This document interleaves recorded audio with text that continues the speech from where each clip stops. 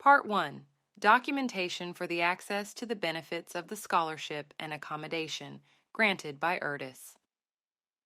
The foreign students have access to scholarships, accommodation, and canteen service under the same conditions as the Italian students.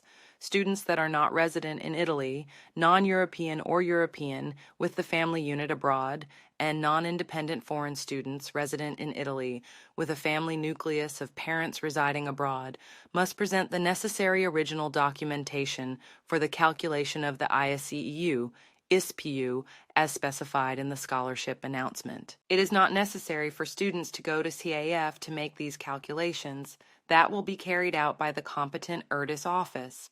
All certificates must be issued by the competent authorities of the country of origin, must be translated in Italian and validated by the competent Italian diplomatic authority located in the same country of origin of the student. The certificate must bear a recent date of the year of the scholarship announcement. It is necessary to submit all the necessary original documentation relating to the family, income, and foreign assets. You must submit the certificate about the composition of the family unit with the statement of those who live with the head of the family at the date of submission of the request, the income certificate, including the income of all family members received in the tax year 2022, the certification of property holdings indicating the real estate assets of each member of the family at the due date December 31st, 2022, the certificate of movable property held by the family at the due date December 31st, 2022, a copy of the residence permit.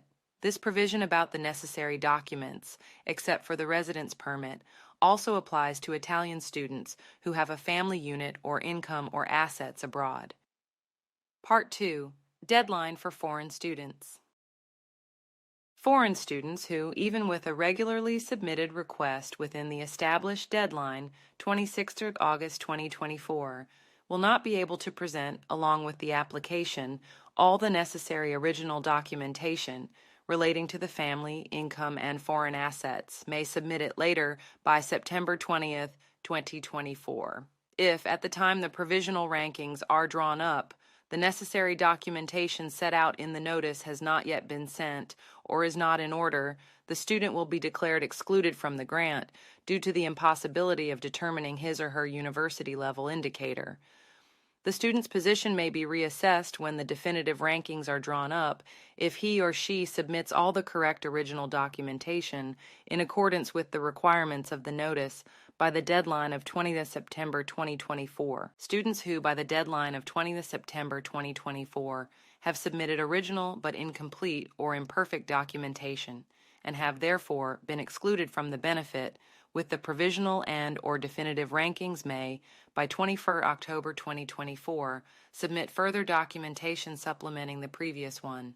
Then, if there is still residual financial availability, if the overall documentation submitted is perfectly compliant with the requirements of the notice and all the other requirements are met, they may be readmitted to the benefit through the approval of a further ranking list.